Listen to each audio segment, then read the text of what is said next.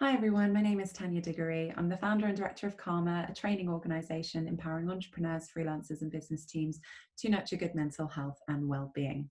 Today I'm going to talk to you about how to build and boost your mental resilience. Now this is a really important topic when it comes to mental health. As much as it's really important to understand what does it mean when you're struggling with your mental health, when you need support, how to access the right kind of support for you and support yourself in the best way. It's also really important to understand the prevention side of things. If you're feeling like stress is building, that you may potentially be leading to burnout, how do you avoid that or prevent it from escalating? And what can you do to support yourself and nurture your mental health and well-being, and therefore build your resilience? So I'm going to break down what resilience means and also touch on emotional intelligence as well, because we hear a lot about these two terms and they complement one another. And I'm just going to identify that for you as well and make sure that that's clear as to what they both mean. So with resilience, this is about facing adversity. When you face challenges in life, how do you pick yourself up, move forward? How do you deal with those challenges? But most importantly, it's not just about picking yourself up or bouncing back, as you may have heard that term, but it's also about how you adapt to facing times of adversity. How do you adapt to facing challenges? So this is what it means. And there's a process with resilience. And I don't believe that it's something that some people have and some people don't. I believe that it's a skill. It's something that we can all develop. We can all learn to embed more into our daily life. And it's about embedding healthy habits and practices that build and nurture our resilience.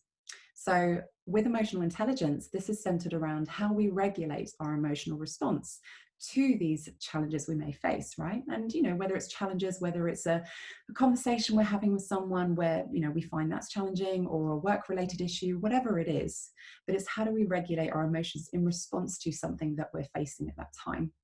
And with emotional intelligence, this is linked to understanding around the self. So self-awareness, building your self-awareness and regulating your emotions.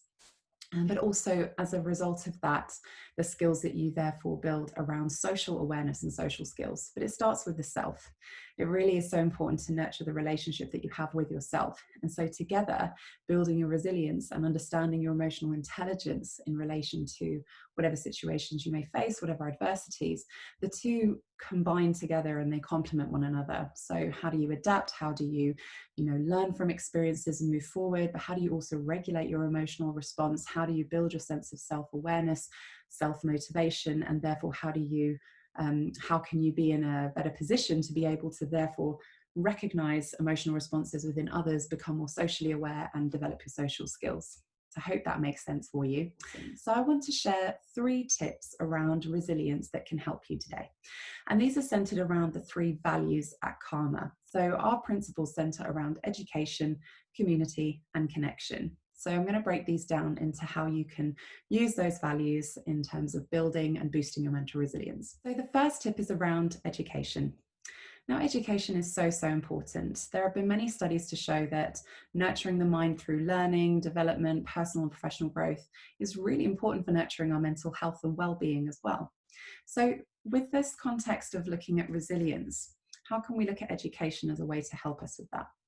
Of course, reading, learning about the topic can be really, really useful. But when you're in the moment and you're facing a challenge and you're trying to be resilient, perhaps taking a breathing space and stepping back can be a really important step that you could make to help you learn through the process. So widely speaking, yes, it's great to educate yourself on the topic of resilience. And this can be through courses, speaking to someone who's a professional in that space, gaining support or coaching, for example. But also the whole process of educating yourself and learning and developing comes from how you learn to respond and react in the moment when you're facing a challenge. So think about taking that breathing space and what you're learning within that space and in that process of taking a step back. It's very easy to just react as human beings, especially when we feel wronged, or that we're feeling injustice, or that we feel we're misunderstood. Anytime that we feel those emotions, it's very easy to jump to a defense and just react and respond quickly in the moment. So to try and prevent that from happening, taking a deep breath, helps to anchor you. It helps to put you into a space of centeredness, reminds you to breathe properly, which helps to support your whole body, your mind and your body, ensuring you've got the right amount of oxygen supply flowing through and out. And, it helps to calm down your nervous system, which can be, heightened if you're feeling in a state of stress. So take a deep breath, or a few deep breaths if you need. So breathe properly and just think to yourself, what am I learning here? How else can I respond in a way that's helpful? Have I understood this correctly is also a helpful way to learn. Have I misunderstood something? It gives you a chance to process your emotions, process your mental response in the situation, how you feel physically, taking in a deep breath as you do so. So always think of it as a learning curve. Whatever you go through, whatever adversity you face, what am I learning from this situation? And that will help serve you in the future. If you ever face a similar situation again or another type of adversity, you will get yourself into the mindset a bit quicker to look at what you can learn from it, what you can take away, and how you can respond in a way that's helpful to you. So the second thing I'd like to share is around community. Now, we are very social in our nature. As human beings, we thrive on connecting with other people. It's part of our makeup, it's part of our DNA. So we naturally thrive when we are around other people. That's not to say that we don't prefer time by ourselves. At times, of course, it's important to have time for yourself as well. But, if you go through long periods of time of not engaging with anyone else, that can be a detriment to your well-being, right? So just think about who is in your network. Who do you connect with? Who do you trust? So it could be a writing exercise that you do. Just make a list or draw out a bubble and draw lines around it. Get creative if you wish. And just remind yourself, write down who it is that you connect with. Who do you love? Who do you trust? Who gives you emotional support in your life? Who gives you professional support in your life? Who perhaps gives a blend of both? So, think of your broader network and think of your real, circle of trust, so to speak, the people in your life who you really know that you can go to for support. So that if you ever are feeling like you're struggling with a situation and that it's difficult to be resilient in that time, in that situation, you can speak to someone who you care about, somebody who you trust, who has your best interests at heart. So think about your wider community and those who you know can support you during times of adversity. And so the final thing is around connection. By this, we mean connection with ourselves as well as connection with other people. So connecting to yourself is so, so important. It's a journey of self-development, a journey of self-awareness that is ongoing. It's not got an end point because life is continuously about learning and development and growth. So how you can build your resilience is also about how you can build your relationship with yourself as well as other people. Looking at how you can deepen your sense of self-awareness is really important. Why is this important? When you're facing adversity, when you're facing challenges and difficult situations, the more that you know yourself, understand your values and what your boundaries are, the easier it can become to know how best to respond in a situation, because you live by your values, you live by your truth.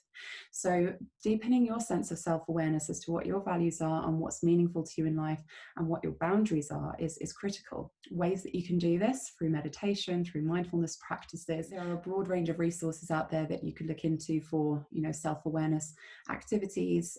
Obviously, there's lots of information as well around reading about self-awareness, lots of great authors and topics and speakers that you can listen to. But just developing that practice, and if you're breathing exercises, mindfulness practices especially, that's something that we advocate for and that we teach at Calmer. This really helps you to get comfortable in your own space with yourself, but also gives you time for reflection, because our brains are processing so much information all the time, millions of bits of data per second, and we can only process so much information in one go at one time consciously. So, it would be a sensory overload otherwise if we took in everything that was going on around us all the time. With this in mind, we need time to reflect. We need time away from our everyday, tasks that we're doing in our lives. We need time to just sit back and pause and reflect, so that we can find answers. Sometimes it's in those moments of quiet, of pause and reflection, that the right answers really come to you, for you, what you need to do, what's really important to you, what direction you want to go in your life and what your values really are. So giving yourself moments of pause and time for reflection is a great way to build connection with yourself and understand what's really meaningful to you as well. So I hope that those 3 tips were useful for you, and I really wish you all the best on your journey of self-discovery, of resilience, well-being and emotional intelligence. And thank you so much for tuning in today. I look forward to connecting with you again soon, and have a wonderful day ahead. Thank you.